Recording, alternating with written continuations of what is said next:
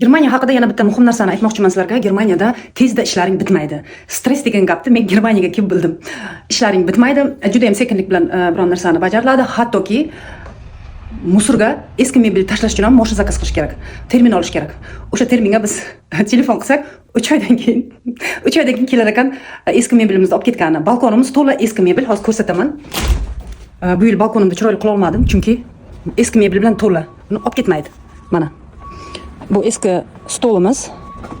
Archilib qolgan, yomg'irda qolgani uchun mana hammasini bu musor. Mana uni taylash kerak, mana uni taylash kerak, mana uni taylash kerak, mana polkani taylash kerak. Mana yoqdagi umuman ashqal-dashqal to'lib yotibdi. Neft qarang, buni bari musor. Buni taylash uchun mashina zakaz qilish kerak. Balkonimiz o'zi bir chiroyligina balkon mana. Shuning uchun nima demoqchiman? Mana stulni ham taylash kerak aytmoqchi, stulda, eski stulda.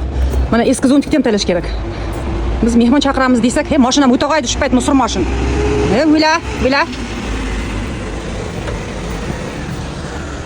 Men yoqda men sori mashin turibdi mana. Haydashga bo'lsa prava kerak. Va, o'yla shu payt kela qo'ydi musor mashinam. O'yla. Biz qarang ko'rsataman mana shu musorga olib ketadi. Bu mebel emas, bытовой musor mana.